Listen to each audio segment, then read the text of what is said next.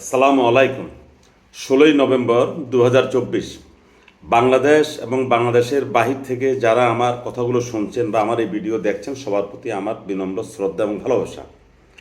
বাংলাদেশের সরকার থেকে শুরু করে বাংলাদেশের বেশ কিছু রাজনৈতিক বোদ্ধা, সমাজসেবী এবং বুদ্ধিজীবী মহল বিভিন্ন সামাজিক যোগাযোগ মাধ্যমে ভারতের চট্টগ্রাম বন্দর দখল নিয়ে এখন ওনারা বেশ উদ্বিগ্ন প্রকাশ করছেন এবং ভারতের কাছে ওনারা প্রতিবাদ জানাবেন যতটুকু শোনা গেল। এখন এই বিষয়টা নিয়ে আমি একটু কথা বলতে চাই।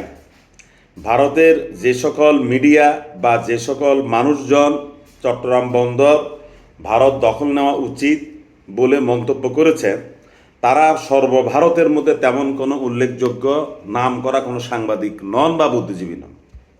এই দাবিটা প্রথমে করেছে কলকাতার সেই ময়ূক রঞ্জন ঘোষ, যিনি ওই যে লাফিয়ে লাফিয়ে সাংবাদিকতা করেন, উপস্থাপনা করেন, মূলত তিনি তার চ্যানেলে এই কথাটা বলেছেন। এটা সর্বভারতের কোনো নামি দামি কোনো মিডিয়াও বলেনি। এই মানে এই যে সাংবাদিক যিনি বললেন, তার একটা কথার সূত্র ধরেই মোটামুটি বাংলাদেশে এখন রাজনীতির একটু গরম হয়ে যাচ্ছে যারা ভারত বিরোধিতা করেন।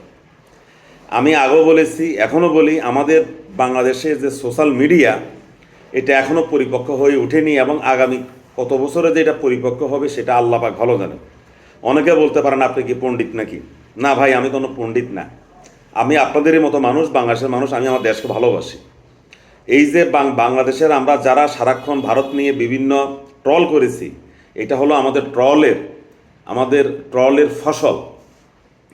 5ই আগস্টে শেখ হাসিনা পলায়নের পর বাংলাদেশ থেকে কেন আমরা তাদের চিকেন নেককে আমরা আলাদা করে দেব, এই কথাটা আমাদের বলার দরকারটা কি? আমরা কি কোনো দিক দিয়ে কি ভারতের সাথে মানে লড়াই করার মতো এখন কি আমরা সেই জায়গায় পৌঁছেছি? আমাদের কি সেই দক্ষ জনবল, সেই সেনাবাহিনী বা বিমান বাহিনী বলি, আমাদের কি সেই সরঞ্জাম আছে যে ভারতের সাথে আমরা মাসের পর মাস যুদ্ধ করব?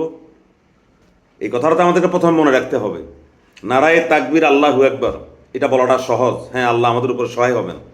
কিন্তু আমার যদি ভালো দামি দামি অস্ত্র না থাকে, আমার যদি জেট বিমান না থাকে, আমার যদি ভালো নৌবাহিনীর যুদ্ধজাহাজ না থাকে, তাহলে তো আমি নারায়ে তাকবীর বলে তো লাভ হবে না। আল্লাহ কাকে সহায়তা করবে? যার কিছুটা শক্তি নিজেরা আছে, বাকিটা আল্লাহ সহায়তা দিয়ে পূরণ করে আমাদেরকে সহায়তা করবে। আমার তো কিছুই নেই।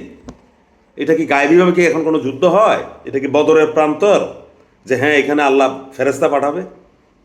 এখন যদি আমরা যে কথাগুলো বলতে চাই, সেই কথাগুলো হলো, আমি যে কথাটা বলতে চাই সেটা হলো যে 5ই আগস্টের পরে আমরা বাংলাদেশের কিছু অতি বুদ্ধিজীবী, আমাদের কিছু অতি উৎসাহী মানুষ, আমরা যেটা আমাদের সাজে না সেই কাজটা আমরা করেছি। আমরা কি স্লোগান দিলাম যে বাবর ভাইকে আনবো, তারপরে চিকেন নেক স্বাধীন করব, পূর্ব ভারত স্বাধীন করব, তারপরে ইন্ডিয়ার অমুক 7 রাজ্য শাসন করব, 7 সিস্টার শাসন করব।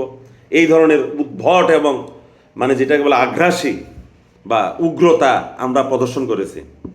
আমাদের তো এটা করা উচিত হয়নি। চিকেন নেক ভারতের থাকবে কি থাকবে সেটা ভারতের বিষয়।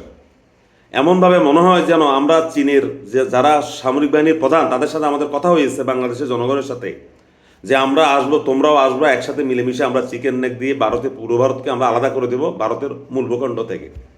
মনে হয় যেন চীনের সাথে আমাদের কথা হয়েছে। এমনভাবে আমরা সামাজিক যোগাযোগ মাধ্যমে আমরা এই কথাটা বলেছি। আমরা কেন বুঝতে চাই না যে চিকেন নেক চীন কোনো দিনও আলাদা করতে পারবে না। তার কারণ হলো চিকেন নেকের দুই পাশে, একদিকে হলো ভুটান, একদিকে হলো নেপাল।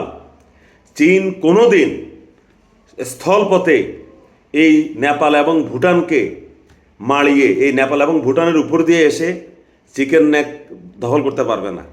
এই ন্যূনতম ধারণা যাদের আছে ভৌগোলিক, তারা বুঝবে। এবার আসেন আপনি সিকিম যারা গিয়েছে, আমিও গিয়েছি, আমার বাংলাদেশের অনেক পর্যটক আমরা সিকিম ঘুরতে গিয়েছি। সিকিমের যে রাস্তাঘাট, চীন কোনো দিন চীন এই সিকিমের উপর দিয়ে এসে ভারতের চিকেন নেক দখল করতে পারবে না, দখল করে পুরো ভারতকে বিচ্ছেদ করতে পারবে না। তাহলে এই জিনিসগুলো জানার পরও কেন আমরা চিকেন নেক নিয়ে আমরা এত উৎসাহ হয়েছি? এই উৎসাহটা আমাদেরকে কে দিয়েছে? কোন বুদ্ধিজীবী দিয়েছে? তারা কি আমাদেরকে বিপদে ফেলেনি? আবার মণিপুরে ওদের ইন্টারনাল ক্ল্যাশ হয়েছে মৈথিদের সাথে, নাগাদের সাথে, কুকিদের সাথে। আমরা সেখানে গেলাম যে মণিপুরকে স্বাধীন করতে হবে। আমরা বুঝতেই চাই না যে এটা মণিপুরের নিজস্ব ব্যাপার। আর মণিপুর যে স্বাধীন হলে যে আমাদের যে বাংলাদেশের যে পার্বত্য চট্টগ্রাম নিয়ে টানাটানি করবে বিদ্রোহীরা, এটা কি আমাদের মাথায় আসে না? আমাদের তো উচিত আগে আমরা আমাদের বাংলাদেশের যে বর্তমান ভৌগোলিক সীমারেখা আছে এটার অখণ্ডতা আমরা রক্ষা করা। আমাদের পার্বত্য চট্টগ্রামে তো এমনিতে তো দীর্ঘদিন থেকে এই সামরিক বাহিনী এটাকে পাহারা দিয়ে রেখেছে। তাহলে তো কত আগেই শান্তি বাহিনী আমাদের বাঙালিদেরকে মেরে কচুকাটা করে ফেলতো এবং তারা এক পর্যায়ে এটাকে তারা স্বাধীন করে ফেলতো। সেনাবাহিনী না থাকলে তো পার্বত্য চট্টগ্রাম বাংলাদেশের থেকে বহু আগে হারিয়ে যেত। এই বিষয়টা আমরা কেন সহজে বুঝতে চাই না? আমাদের এই অতি বাড়াবাড়ির কারণে, আমাদের এই বেশি বালখিল্যতার কারণে আজকে ভারতের কিছু সংখ্যক মিডিয়া, পশ্চিমবঙ্গের বা দুই একটা মিডিয়া বা অল্প কিছু বুদ্ধিজীবী পার্বত্য চট্টগ্রাম এবং চট্টগ্রাম বন্দর সহ তারা ভারতে দখলে নেওয়ার জন্য তারা এক ধরনের উগ্রতা ছড়াচ্ছে। তারা ছড়াচ্ছে আমাদের কারণে। আমাদের কথা হলো যে ভারত থাকবে ভারতকে নিয়ে, আমরা থাকবো আমাদেরকে নিয়ে। আমাদেরকে মনে রাখতে হবে আমাদের বাংলাদেশের চারিদিকে একান্ত বন্ধুপ্রতিম যে কথাটা বলি সেই ধরনের কোনো রাষ্ট্র নাই। বাংলাদেশের বেশিরভাগ জায়গা জুড়ে আছে ভারতের সীমান্ত, আর আছে মিয়ানমার সাথে আমাদের এমনি সম্পর্ক খারাপ রোহিঙ্গা ইস্যুতে। এই যে রোহিঙ্গারা কেন বারবার আসে, রোহিঙ্গারা বাংলাদেশে আসে এই কারণে যে রোহিঙ্গারা হলো মুসলিম। তাদের ধারণা যেহেতু বাংলাদেশটা মুসলিম, ওইখানে যদি আরাকানি আর্মিরা বা মায়ানমারের সেনাবাহিনী রোহিঙ্গাদের উপর কোনো অত্যাচার চালায় তখন তারা মুসলিম, আমরা বাংলাদেশেরা মুসলিম, এইটার উপর ভর করেই তারা বাংলাদেশে পালিয়ে আসে বারবার। এখন যে ভারত থেকে যে আবার ইসকন এবং বাংলাদেশের হিন্দুদের উপর নির্যাতন নিয়ে যে কথাগুলো হচ্ছে এটা করবে তারা। আমাদেরকে মনে রাখতে হবে ভারত ছাড়া পৃথিবীতে আর হিন্দুদের কোনো একক রাষ্ট্র নাই। স্বাভাবিকভাবে বাংলাদেশের কোনো হিন্দু যদি অত্যাচারিত হয় সেখানে ভারত নাক গলাবে, এটা আমাদেরকে মনে রাখতেই হবে। এখন আমরা যারা বাংলাদেশের নাগরিক আছি আমাদেরকে দেখতে হবে যে না, ঠিক আছে, হিন্দুরা কেন অত্যাচারিত হবে? আমরা ভারতকে বোঝাতে হবে যে না, হিন্দুরা এই দেশে নিরাপদে আছে, তোমাদের নাক গলানোর দরকার নাই, তোমরা নিশ্চিন্তে ঘুমাও, হিন্দুরা আমাদের ভাই, আমরা মিলেমিশে এই দেশে আসি এবং ভবিষ্যতে আমরা থাকব। এটা বাংলাদেশ থেকে তো আমরা যারা বাংলাদেশের মুসলিম আছি মেজরিটি পার্সেন্ট, আমাদেরকে কথা এবং কাজে এটা প্রমাণ করতে হবে। এখন দেখা যায় কিছুদিন পর পর কোনো এক হিন্দু যুবক মহানবীকে নিয়ে একটা মন্তব্য করেছেন, তার জন্য মামলা আছে। আমরা কি করি, পুলিশ অফিস থানা ঘেরাও করে আমরা দাবি করি ওই হিন্দুকে আমাদের তৌহিদি জনতার হাতে তুলে দিতে হবে, আমরা তার জিহ্বা টেনে ফেলবো, এই করব সেই করব।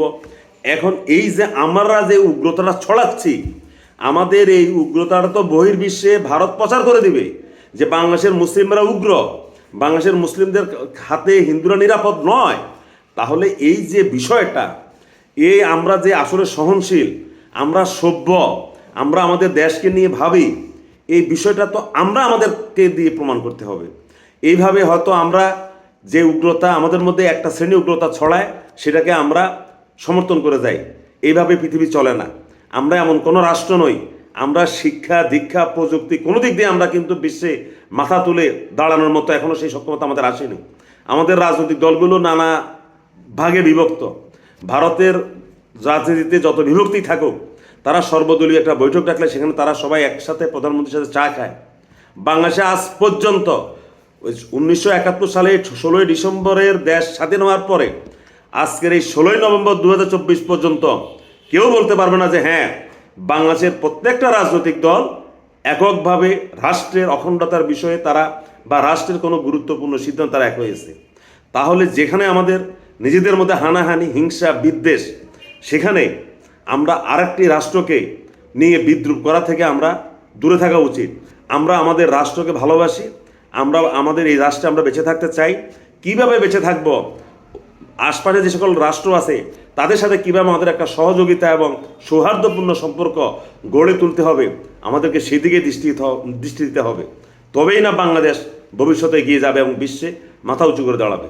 সবাইকে ধন্যবাদ, আজ এই পর্যন্ত।